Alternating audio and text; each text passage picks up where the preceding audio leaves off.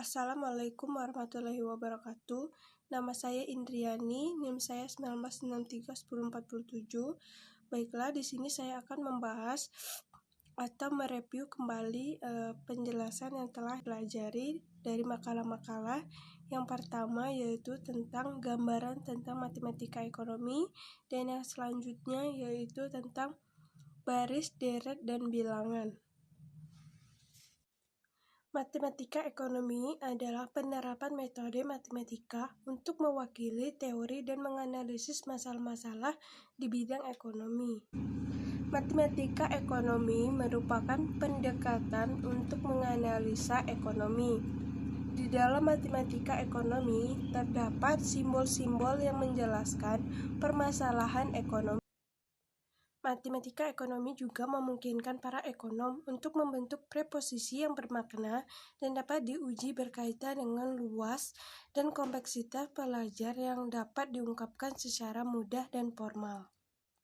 Matematika ekonomi dan bisnis merupakan salah satu ilmu matematika terapan di mana masalah yang muncul dalam perekonomian atau bisnis seperti biaya, harga, upah tenaga kerja, permintaan, penawaran, penghasilan, laba, produksi, dan lain sebagainya. Simbol-simbol yang menjelaskan tentang permasalahan ekonomi. Konsep dasar matematika ekonomi. Matematika ekonomi merupakan pendekatan untuk menganalisa ekonomi. Dalam matematika juga terdapat simbol-simbol yang menjelaskan tentang permasalahan ekonomi. Fungsi matematika ekonomi. Yang pertama, memberikan pemahaman tentang matematika sebagai alat bantu menganalisis model-model ekonomi.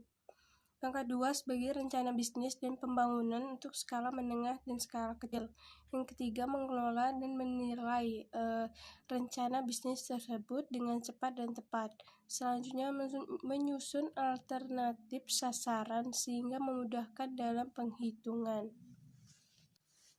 Kegunaan fungsi matematika ekonomi yang pertama yaitu memberikan pengetahuan, wawasan, dan kemampuan dalam memanfaatkan teori atau konsep matematika dalam analisis ekonomi. Yang kedua, kegunaan fungsi matematika dapat menggunakan pemahaman fungsi untuk menyelesaikan persoalan dalam bisnis dan ekonomi. Selanjutnya, yang ketiga, memudahkan dalam menghitung indikator dan prediksi ekonomi. Selanjutnya, fungsi permintaan dan penawaran. Fungsi permintaan menunjukkan hubungan antara jumlah produk yang diminta oleh konsumen dengan harga produk. Dalam teori ekonomi dijelaskan hukum pengaruh fungsi permintaan mengakibatkan fungsi penawaran. Hal ini terjadi karena keseimbangan pasar. Fungsi penawaran menunjukkan hubungan antara jumlah produk yang ditawarkan oleh produsen untuk dijual dengan harga produk. Bahwa jika harga naik, maka jumlah produk yang diminta akan turun. Demikian sebaliknya, jika harga turun, maka jumlah barang yang diminta akan naik. Teori ekonomi tersebut, fungsi permintaan dan fungsi penawaran dipengaruhi oleh harga barang yang terlalu tinggi dan pendapatan konsumen yang terlalu rendah. Harga barang yang sesuai dengan yang diharapkan konsumen, adanya harga barang lain yang saling berhubungan, dan harga barang pada periode berikutnya diharapkan tidak melambung terlalu tinggi. Dan selanjutnya yaitu model ekonomi, di mana model ekonomi adalah abstraksi tentang hubungan ekonomi untuk menyederhanakan penanganan masalah ekonomi yang kompleks.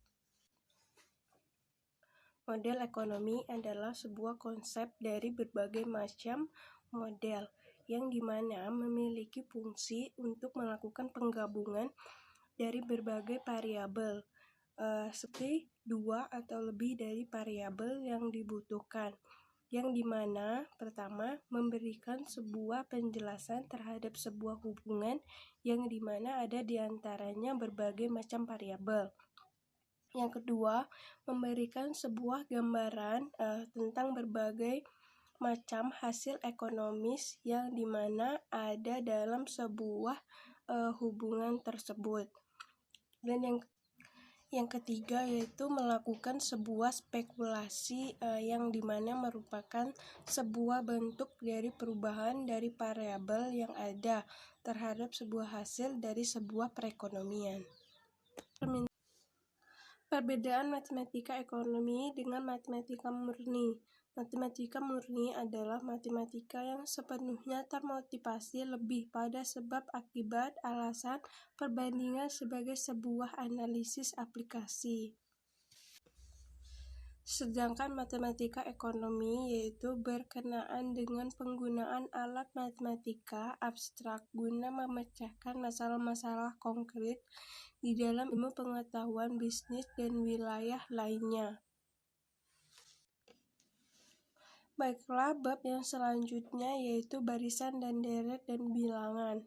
Barisan adalah suatu urutan bilangan dengan aturan tertentu.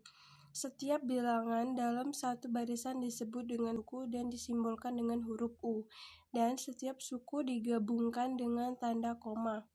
Sedangkan deret adalah jika suatu suku-suku dijumlahkan dalam bentuk U1 ditambah U2 ditambah U3 dan ditambah U4 dan seterusnya, maka penjumlahan barisan tersebut dinamakan dengan deret.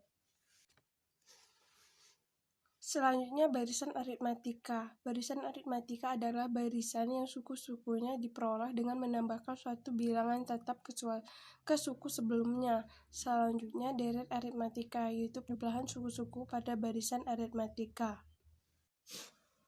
Selanjutnya yaitu tentang bilangan. Bilangan adalah suatu konsep matematika yang digunakan untuk pencacahan dan pengukuran simbol ataupun lambang yang digunakan untuk mewakili suatu bilangan yang disebut dengan angka atau lambang bilangan. Lambang bilangan biasanya dinotasikan dalam bentuk tulisan sebagai angka. Prosedur tertentu yang mengambil bilangan sebagai masukan dan mengambil bilangan lainnya sebagai keluaran disebut operasi numeris.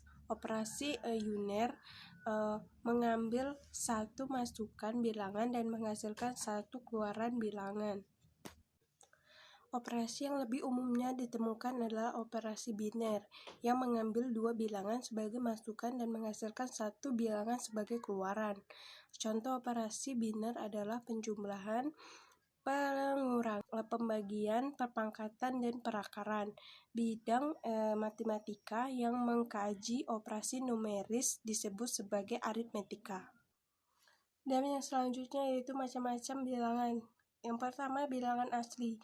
Dalam matematika terdapat dua kesepakatan mengenai himpunan bilangan asli. Yang pertama, definisi menurut matematikawan tradisional, yaitu himpunan bilangan bulat positif yang bukan nol, contohnya 1, 2, 3, 4, dan seterusnya. Sedangkan yang kedua didefinisikan oleh logikawan dan ilmuwan komputer, himpunan nol dan bukan positif, contohnya yaitu 0, 1, 2, 3, dan seterusnya. Selanjutnya yaitu bilangan prima, bilangan asli yang lebih besar dari yang faktor pembagiannya adalah 1 dan bilangan itu sendiri. 2 dan 3 adalah bilangan prima. 4 bukan bilangan prima karena 4 bisa dibagi menjadi 2. 10 bilangan prima yang pertama yaitu 2, 3, 5, 7, 11, 13, 17, 19, 23, dan 29. Selanjutnya bilangan cacah. Bilangan cacah adalah himpunan bilangan bulat yang tidak negatif, yaitu seperti 0, 1, 2. Yang selanjutnya yaitu bilangan bulat. Seperti termometer, bila Anda sentuhkan ujung termometer ke dalam air hangat, maka angka yang ditunjukkan oleh skala termometer tersebut berada di atas 0. Namun sebaliknya, jika ujung termometer diletakkan di bongkahan es, maka angka yang akan ditunjukkan kepada termometer yaitu di bawah 0. Baiklah, itulah dua bab yang bisa saya jelaskan sebagai tugas untuk UAS kepada Bapak Goni, mata kuliah Matematika Ekonomi. Maaf sebelumnya jika suara saya agak lemah karena saya sedang sakit. Mungkin hanya itu. Jika terdapat kesalahan, saya mohon maaf kepada Tuhan. Saya mohon ampun. Wassalamualaikum warahmatullahi wabarakatuh.